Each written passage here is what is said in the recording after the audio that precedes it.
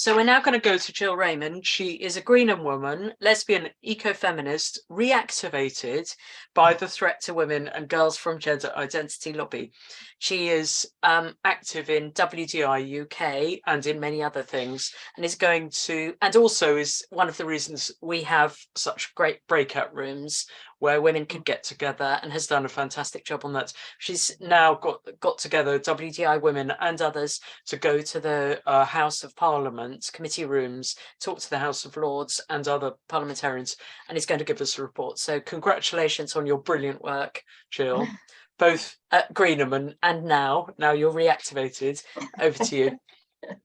Yeah, thank you, Joe. Yeah, it does feel a bit like being reactivated, because I'm well into my being a pensioner. But like a lot of us sort of second wave crones, we weren't expecting to have to sort of come out and do this, but some of us just like, how can you resist, really? How can you not?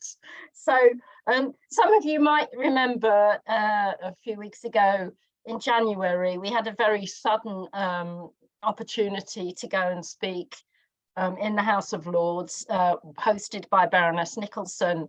I'll just give you a bit of a summary on that. But Baroness Nicholson's been a long time feminist. She was originally in the House of Commons. She's a Conservative MP. She's now in the House of Lords. She's 80, at least 80.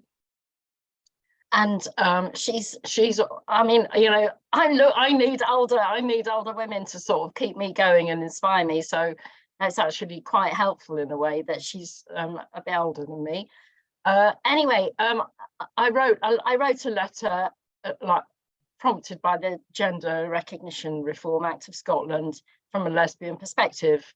And a week later, she'd invited WDI to bring a group of lesbians to talk about it. So that was done really quickly, and it was a lesbian-only group that went. So at the end of that meeting, everyone was really moved. There were quite a lot of parliamentarians coming and going. Others sent their aides, and Baroness Nicholson said, this has just been so interesting and so useful and so moving, and I hope we can do it again. So we're immediately in email dialogue with her, really, and we managed to agree the date we gave us about 5 weeks to prepare for it. And she had chosen the topic to be conversion therapy. I mean, partly because there is a bill in Parliament. It could take all year to go through, but it obviously it needs a lot of amendments and discussion. For those of you that aren't in the UK, I'll just explain that the House of Commons, we have our members of Parliament are in the House of Commons, and they are the main legislators on bills going through, and they are elected. And the House of Lords tends to be the elders, and they are not elected. So they have a different, they're in a different position, and they have a slightly different role. And a lot of what they do is overseeing and behind the scenes influencing what's happening in the Commons, where they get a chance to. So yeah, she'd suggested that we did a panel on conversion therapy / practice, and so that wasn't going to need to be a lesbian only delegation, and we had more time to prepare for it. So we decided that on Mondays we have a UK meeting, so it was done like through our weekly Monday meetings, that we would go to groups outside of WDI and do a call out for panelists for this to talk on this conversion therapy business. So we got in touch with Safe Schools Alliance and thoughtful therapists and parents of rapid onset gender dysphoria children, because we felt that they would have direct experience of the whole issue from different points of view. Obviously, the therapists are in a different position from the parents. We know that therapists that are not doing affirmation are losing their jobs or just leaving because CAMHS is in total disarray anyway. So we had a few responses. It was a bit nerve-wracking to start with because we thought, oh God, is anyone even going to be prepared to do this? It's quite a public facing position to put yourself in. But we did have some responses, some really interesting emails came in, and we started to break up in. I'll talk a bit about the process because it's actually quite a lot of invisible work that goes into getting to this point. And so we had a small group, a working party, to work on the House of Lords things, and different women took slightly different roles within the group. So they all these responses to the call out needed individual email replies, because there was no sort of generic reply you could do to these letters, which were really quite distressing, some of them to read.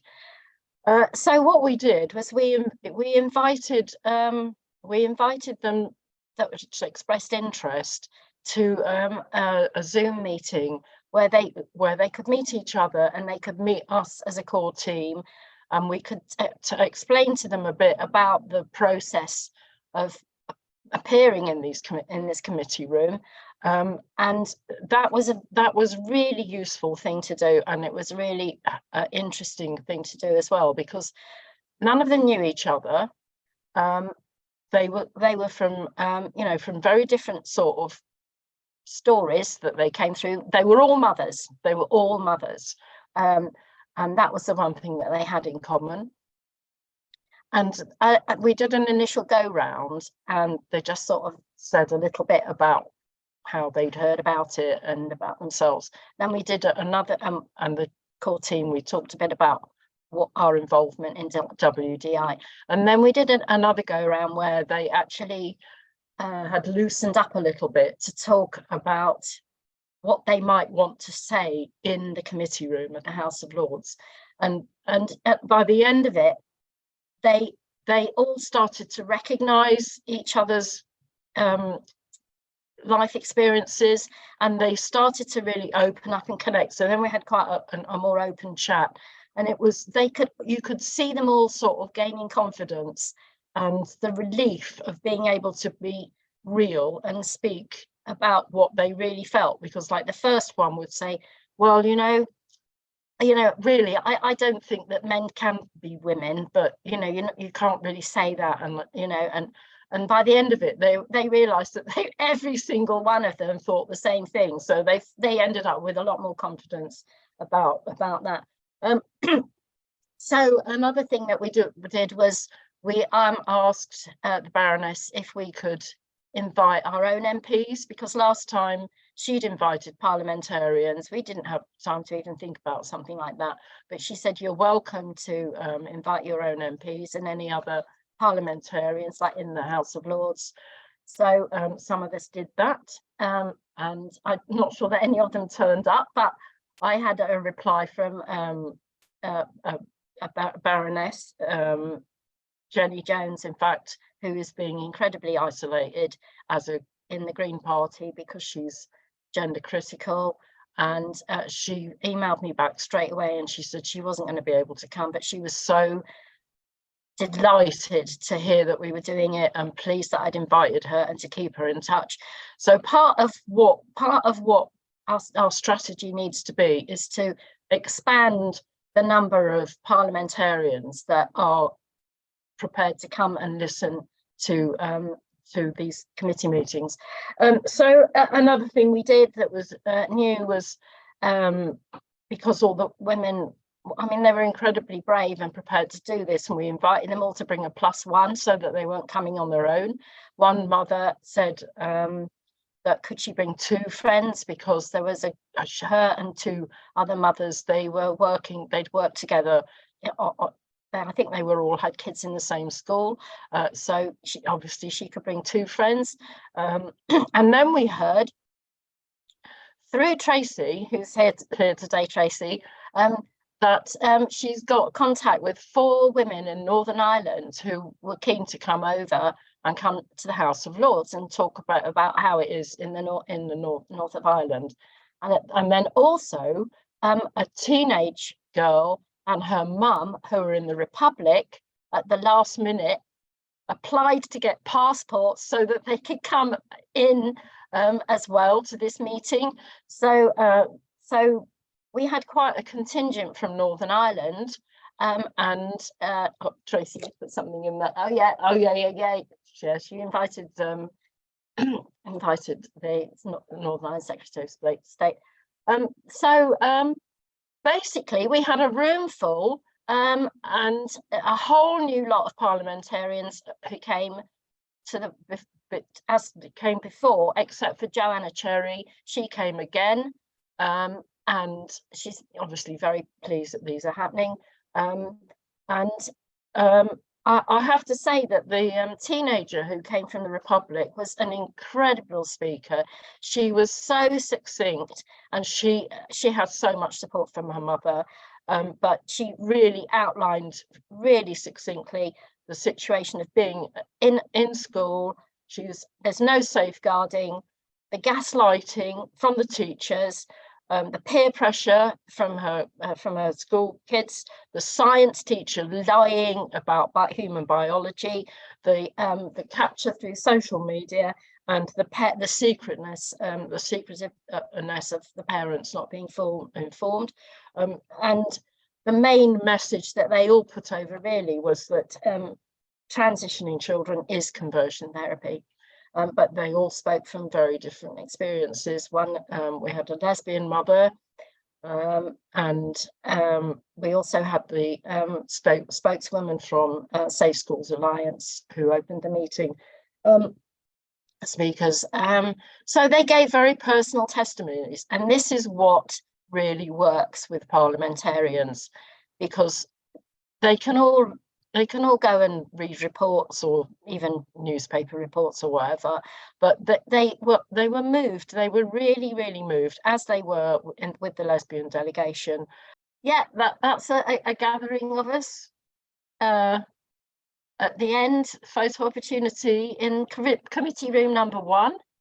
We also I booked a pub, so that's in one of the halls on the way out, and I booked a function room in a pub so that we could all have a bit of a private space to like get over ourselves and have some supper, which was really nice and helpful. And one of the group organised a raffle, because WDI UK, we don't actually have any money, but we thought that we might be able to.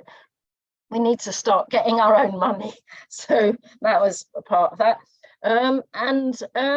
The other thing that I would say, as a sort of bit of a point of action for any of you that are in Twitter, is do follow Baroness Emma Nicholson on Twitter. We had a couple of women in the Monday night group who were not able to come to the House of Lords. They just don't live near enough London, but they were ready to tweet when we sent them photographs, so that's another way of amplifying the experience. So yeah, we had a nice party, and hopefully we will be doing some more of this. But meanwhile, we've got the conference coming up in London, and that's enough for us in the UK to be going on with in the next month.